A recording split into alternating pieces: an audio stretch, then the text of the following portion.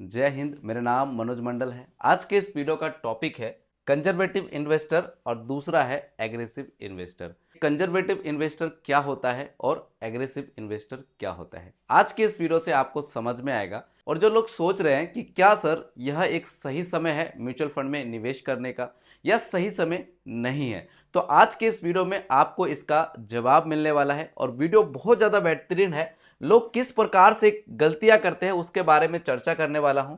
तो सबसे पहले समझ लेते हैं कि कंजर्वेटिव इन्वेस्टर और एग्रेसिव इन्वेस्टर आखिर ये दोनों इन्वेस्टर क्या होता है। तो सबसे पहले बात करते हैं कंजर्वेटिव की। तो कंजर्वेटिव और एग्रेसिव दोनों के बीच में अगर कंपैरिजन किया जाए तो इसमें आपका हाई रिस्क होता है। तो इसके कंपैरिजन में जो रिस्क है वो कैसा हो जाता है, आप इसको यहां से समझ सकते हैं। देखिए, कंजर्वेटिव है और दूसरा है एग्रेसिव। तो रिस्क प्रोफाइल जो है यहां से आप देख सकते हैं, जैसे पोर्टफोलियो रिटर्न है तो हाइब्रिड है, डायनेमिक एसेट एलोकेशन है, जैसे टाटा बैलेंस एडवांटेज हो गया, आईसीआईसी प्रोड्यूशनल बैलेंस एडवांटेज हो गया। ये जो भी फंड आप देख रहे हो ये कोई रिकमेंडेशन नहीं है, लेकिन मैं आपको उदाहरण के लिए आपको दिखा रहा हूं कि पोर्टफोलियो असली में बनता कैसे है।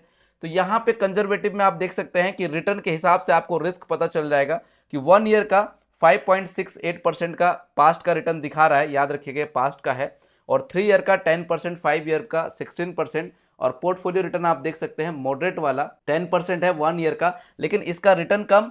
तो इसमें रिस्क आप समझ सकते हैं कि इसमें रिस्क थोड़ा सा इसके कंपैरिजन में कम हो जाता है, लेकिन रिस्क होता है। अब यहीं पे बात करें एग्रेसिव की, तो एग्रेसिव आप देख सकते हैं कि यहाँ पे 1 ईयर का जो रिटर्न है वो 9% का है, 3 ईयर का जो रिटर्न है वो 21% का है और 5 ईयर का रिटर्न 33% का है। लेकिन अगर इसका 5 साल का रिटर्न और इसका 5 साल का रिटर्न देखा जाए तो आप देख सकते हैं कि ये 16% का दिया है, लेकिन इसने कितना परसेंट का दिया है, 33% का। मैं फिर से कह रहा हूं कि ये कोई रिकमेंडेशन नहीं है, ओनली एजुकेशन पर्पस के लिए है। वहीं पे अगर कंपैरिजन करें 3 ईयर का और इसका 3 ईयर आप देख सकते हैं 21% और इसका जो है 10% का है, और 5 ईयर आपने देख लिया। तो दोनों में जब कंपैरिजन करते हैं तो यहाँ पे जो एग्रेसिव इन्वेस्टर होता है इसमें रिस्क आपका ज्यादा होता है, लेकिन इसके कंपैरिजन में रिस्क जो है आप समझ सकते हैं कि यहाँ पे थोड़ा सा जो है कम रिस्क हो जाता है, लेकिन रिस्क जो है इसमें भी होता है। इसमें जो आपका पैसा इन्वेस्ट होता है कंजर्वेटिव में, ये बैलेंस एडवांटेज में होता है। जैसे कुछ पैसा आपका डेट में भी इन्वेस्ट होगा, कुछ इक्विटी मार्केट में भी होगा, ठीक है।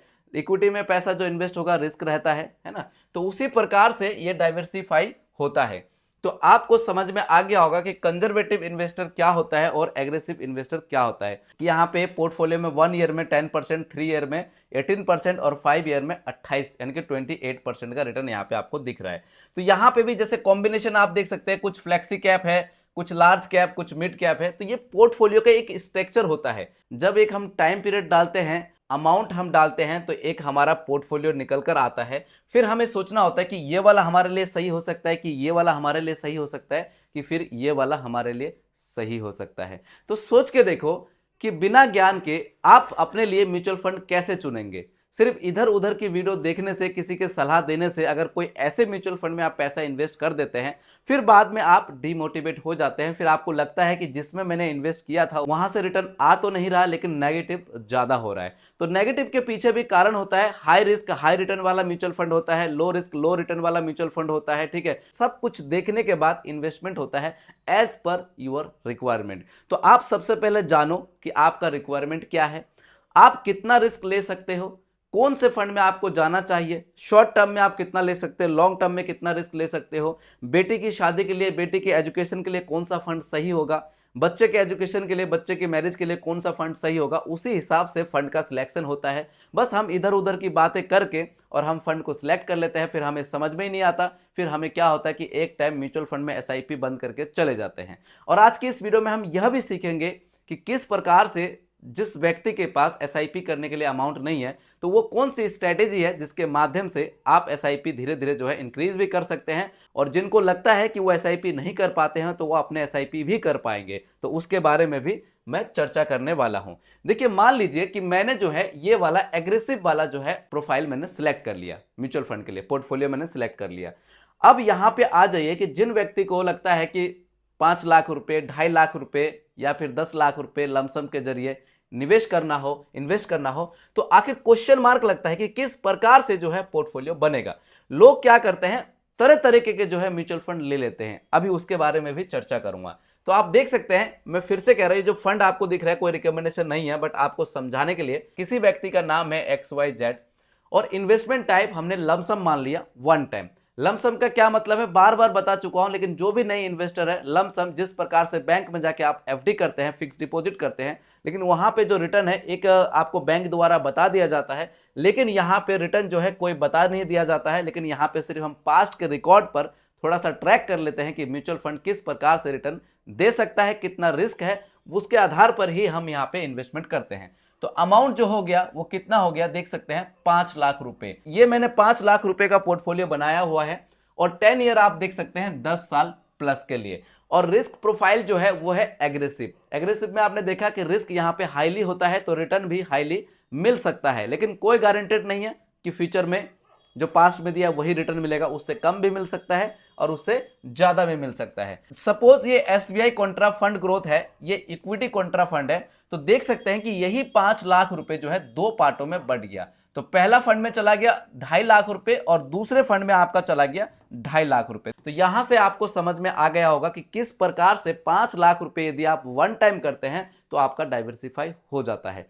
लेकिन जो एक्सपर्ट होता है, एक्सपर्ट और भी बहुत तरीके से इन्वेस्टमेंट करते हैं, क्योंकि बहुत सारे ट्रैक होते हैं, इसके अलावा भी बहुत सारी चीजें होती है। तो इसीलिए मैं कहता हूं कि मिनिमम सा फीस देके या फिर कोई आपके पास जानकर है उसके द्वारा आप अपना पोर्टफोलियो बनवा लीजिए। इसीलिए रेगुलर प्लान में जो काम करता है कि आपका जो एडवाइजर होता है, डिपेंड करता है कि वो एडवाइजर कैसा है, तो उसी हिसाब से वो फंड को सिलेक्ट करता है कि आपको मिड कैप में इन्वेस्ट करना चाहिए, कि आपको स्मॉल कैप में करना चाहिए, फिर लार्ज कैप में करना चाहिए, फ्लेक्सी कैप में करना चाहिए। तो आपका रेगुलर प्लान के तहत में आपका एडवाइजर जो है वो बताते रहता है। इसको आप अच्छे से समझ गए होंगे। तो ये था एक बेस्ट तरीका, बेस्ट स्ट्रेटेजी है कि बेस्ट म्यूचुअल फंड में कैसे इन्वेस्टमेंट किया जाए। लेकिन बहुत सारे लोग जो है क्या करते हैं, एक रॉन्ग मेथड को अपनाते हैं। वो क्या करते हैं, 5 लाख रुपए उनको लमसम करना होगा, लेकिन 1 2 3 4 5 6 करते करते ऐसे सो ऑन बहुत सारे म्यूचुअल फंड में क्या करते हैं, इन्वेस्टमेंट कर देते हैं। और इन्हीं सबको कहते हैं best mutual fund, best mutual fund, जो कि एक गलत तरीका है। आपने देखा ऊपर कि 5 लाख रुपए को सिर्फ हमने 2 फंड में डिस्ट्रीब्यूट किया, 2 ही फंड में 2.5 लाख रुपए एक फंड में और 2.5 लाख रुपए एक फंड में निवेश किया। देखिए एक उदाहरण के माध्यम से आप इसको अच्छे से समझ सकते हैं। सपोज दैट कि अगर आप 5,000 रुपए की SIP करते हैं या करना चाहते हो या आपने सोच लिया है ना, तो इस 5,000 रुपए को कैसे आपको निवेश करना है इसका तरीका आप समझिए। देखिए 2 फंड्स अगर आप ले लेते हैं तो सफिशिएंट होता है। और वो कैसे लेंगे इसको आप ऐसे समझ जाइए कि देखिए मान लीजिए ये पहला है, ये दूसरा है। तो पहले फंड में यदि हम 2500 रुपए की SIP करते हैं तो 20 साल के अंदर हमारा जो टोटल निवेश होगा 20 साल में वो 6 लाख रुपए निवेश होगा। एक फंड में 6 लाख रुपए चला जाएगा। 2500 रुपए एक में हमने कर दिया और 2500 रुपए हम एक में कर रहे हैं 20 साल के लिए, और 6 लाख रुपए हमारा इस वाले गुल्लक में चला गया, 6 लाख रुपए इस गुल्लक में चला गया। टोटल हमारे पास 2 गुल्लक हो गया, तो 2 गुल्लक में हमारा 6 और 6 12 लाख रुपए हो गया। अब मुझे एक बात बताओ, फंड में जो है हमारा पैसा ज्यादा निवेश हो गया, 6 लाख रुपए एक गुल्लक में, 6 लाख रुपए एक गुल्लक में। और अगर यहीं पे हम अगर 6 7 8 फंड ले लेते हैं तो यहां पे समझ सकते हैं अगर 8 भी लेते तो 3-3 लाख करके डाइवर्सिफाई होता। कभी इन फ्यूचर हमें SWP लेना हो इन्हीं फंड से तो फिर थोड़ा सा क्या है, मिनिमम अमाउंट सा जो है 1 तारीख को बैंक अकाउंट में आएगा, तो इससे आपको मजा भी नहीं आएगा। लेकिन जब थोड़ा ज्यादा डाइवर्सिफाई नहीं करेंगे, जैसे 6 लाख एक फंड में, 6 लाख एक फंड में, और अभी ये कैलकुलेशन भी आपको दिखाऊंगा। तो अगर मान लीजिए कि बेटी की शादी के लिए इस 6 लाख रुपए की आपको जरूरत हो गई, तो इजीली इस फंड को छोड़ के इस फंड से आप क्या कर सकते हैं, 1 लाख 2 लाख रुपए निकाल कर, जैसे 5 साल 10 साल बाद अगर जो भी जमा हो जाए 1-2 लाख रुपए निकाल कर अपनी बेटी की शादी ब्याह में या फिर एजुकेशन में खर्च कर सकते हैं।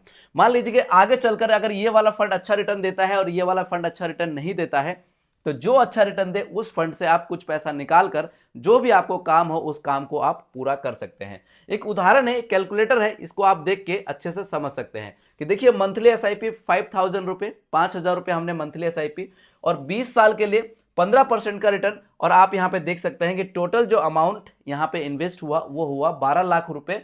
और मैच्योरिटी वैल्यू आप देख सकते हैं कि यदि आपको 15% के हिसाब से रिटर्न मिलता है, 15% के हिसाब से अगर रिटर्न मिलेगा तो ही ये पैसा बनने के जो है संभावना बनेगा। तो 75,79,775 रुपए, अगर इसको 2 से डिवाइड करोगे तो ये आधा हो जाएगा। अब यही जो आपका 75 लाख है, तो 37 लाख एक गुल्लक में और 37 लाख एक गुल्लक में अगर इस हिसाब से रिटर्न मिलता है तो इतना पैसा हो जाएगा। तो 37 लाख के हिसाब से जो 37 लाख रुपए रहेगा उससे आप थोड़ा बहुत पैसा निकाल के अपना काम भी कर सकते हैं। तो इस प्रकार से एक अच्छा खासा पोर्टफोलियो आपका बनता है। तो आप इसको अच्छे से समझ गए होंगे। अब देखिए कोई XYZ व्यक्ति है और उनको लगता है कि सर अभी पैसा नहीं है, जॉब कर रहे थे, जॉब छूट गई है, तो कैसे क्या हो जाए। तो आप अगर जॉब छूट गई तो नए जॉब की तलाश में आप दोबारा चले जाइए, या फिर SIP के लिए पैसा नहीं है तो आप एक्टिव इनकम को बढ़ाइए। कैसे भी आपको बढ़ाना हो सकता है, कैसे भी आप इसको बढ़ा सकते हैं। चाहे शॉर्ट टर्म का कोई कोर्स कर लीजिए, कोई डाटा एंट्री का कोर्स कर लीजिए, कुछ भी करके, चाहे आप थंबनेल बनाने का कोर्स सीख लीजिए, SEO सीख लीजिए, वेबसाइट डिजाइनिंग करने का कोर्स सीख लीजिए, जो भी आपको अच्छे से आता है उसके जरिए आप एक्टिव इनकम को बढ़ाइए। और उसी एक्टिव इनकम से पैसिव इनकम बनाने के लिए थोड़ा थोड़ा म्यूचुअल फंड में आप SIP के जरिए निवेश करते जाइए। अगर आप ऐसा करेंगे आने वाले समय में आपका जो फ्यूचर है वो ब्राइट आपका हो सकता है। तो इसीलिए एक्टिव इनकम बढ़ाइए पैसिव इनकम के लिए। सोच लीजिए किसी के लिए नहीं बढ़ाना है तो कम से कम पैसिव इनकम के लिए बढ़ा लीजिए। अब आप सोच रहे हैं कि सर पैसिव इनकम क्या होता है। देखिए एक्टिव इनकम वो होता है कि जितना दिन आप काम करेंगे उतना ही आपको पैसा मिलेगा। सपोज दैट आपकी सैलरी 35,000 रुपए है, तो अगर आप पूरे के पूरे एक महीना जॉब करेंगे तो ही आपको 35,000 रुपए मिलेगा। लेकिन पैसिव इनकम वो होता है कि चाहे आप काम करो चाहे ना करो, आपका जो है पैसा आपके लिए काम करता है। जैसे आप कुछ यूट्यूब पे वीडियोस बना के अपलोड कर सकते हैं, वो भी आपका पैसिव इनकम के अंदर आ सकता है। आप किसी को ब्याज पे पैसा लगाते हैं और वो जो पैसा आपके पास आता है वो भी आपका पैसिव इनकम में काउंट होता है। तो इस प्रकार से आप अपना पैसिव इनकम को बढ़ा सकते हैं। तो अभी हमने यहाँ पे देखा कि एग्रेसिव और कंजर्वेटिव इन्वेस्टर क्या होता है। यह जो वीडियो थी best mutual fund for aggressive investor के लिए था, एक स्ट्रेटेजी थी जिसको आपने यहाँ से समझ लिया। अब बात करते हैं कुछ कमेंट्स की। अगर आपके मन में भी कोई सवाल हो, कुछ क्वेश्चन हो, लग रहा है इस वीडियो से रिलेटेड कोई क्वेश्चन है, आप कुछ पूछना चाहते हो तो कमेंट कर सकते हैं इस वीडियो में। इसी प्रकार से आपका कमेंट लेने की कोशिश करूंगा। कमेंट है कि सर इस टाइम इन्वेस्टमेंट करना चाहिए या फिर अभी वेट करना चाहिए। तो क्या करना चाहिए, कुछ उदाहरण है, आप खुद ही समझ जाएंगे कि आपको वेट करना चाहिए कि आपको इन्वेस्ट करना चाहिए। 3 कैप है। कैप का मतलब होता है कैपिटलाइजेशन। तो एक है लार्ज कैप, दूसरा है मिड कैप और तीसरा है स्मॉल कैप। इस तीनों कैप को हम देखने वाले हैं। देखिए ये हो गया आपका लार्ज कैप। ज्यादा नहीं, लास्ट 6 मंथ की अगर हिंट माने तो आप देख सकते हैं कि 9% के आसपास जो है गिरावट अभी देखने को मिल रही है। और लगातार जो है मार्केट अभी देख सकते हैं पिछले 5 दिन में मार्केट ने जो है कवर किया है 1.88%। बात करें BSE मिड कैप की तो आप यहां पे देख सकते हैं कि 15% से ज्यादा के आसपास यहां पे अभी गिरावट देखने को मिल रही है।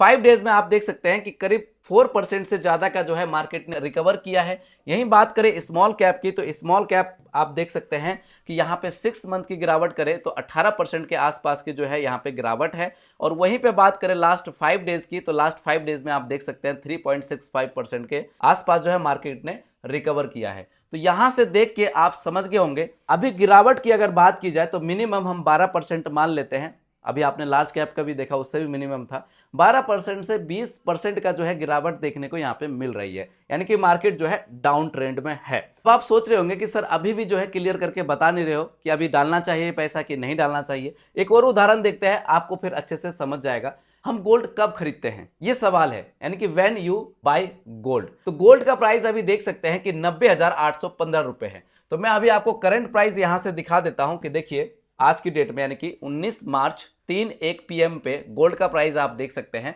कि 90,815 रुपए, जो कि 24 कैरेट गोल्ड का प्राइस है, 99 इसकी प्योरिटी है। तो अभी 90,815 रुपए पे जो है गोल्ड अभी चल रहा है। लेकिन यहां पे बात की जाए लास्ट 6 मंथ यानी कि 6 महीने पहले की, तो 6 महीने पहले 71,000-72,000 रुपए में गोल्ड हुआ करता था। 71,000-72,000 से गोल्ड जो है इतना तेजी से 90,815 पे पहुंच गया। इसके पीछे क्या रीजन हो सकता है। तो अभी आपने देखा कि शेयर बाजार यानी कि मार्केट जो है डाउन ट्रेंड में चल रहा था, तो गोल्ड जो है अप ट्रेंड में चल रहा था। तो इसका अपोजिट एक संबंध हो सकता है, इसीलिए बोल रहा हूं, आप समझ गए होंगे कि जब शेयर बाजार पीक पर जाएगा तो गोल्ड आपका थोड़ा सा डाउन हो सकता है, या फिर धीरे धीरे जो है इसका यहाँ पे प्रॉफिट आपको देखने को मिलेगा। लेकिन जब शेयर बाजार डाउन जाएगा तो गोल्ड का प्राइस अचानक से बढ़ता है। तो आप समझ गए होंगे कि आपको मार्केट में किस प्रकार से डाइवर्सिफाई करके पैसे को इन्वेस्ट करना चाहिए। अब जो मैं बता रहा था कि आपको खरीदना चाहिए कि नहीं खरीदना चाहिए, सोच के देखिएगा कि यही 90,815 अगर ये घट कर 71,000 रुपये में आ जाए, और आप अभी करंट प्राइस आपने देख लिया, और अगर यही 2 महीने के अंदर 71,000 पे आ जाए, तो सोचो आप इसको खरीदोगे कि नहीं खरीदोगे? खरीदोगे कि नहीं खरीदोगे? मुझे कमेंट बॉक्स में इसका आंसर बताओ। अगर आपका आंसर है कि यस खरीदना चाहिए, तो मुझे बताइए कि फिर अभी जो मार्केट डाउन है तो आपको खरीदना चाहिए कि नहीं खरीदना चाहिए। आप मुझे आंसर करके खुद ही आप मुझे बताएंगे। Calculations are for illustrations only and do not represent actual returns. Mutual fund investments are subject to market risk. Read all scheme related documents carefully.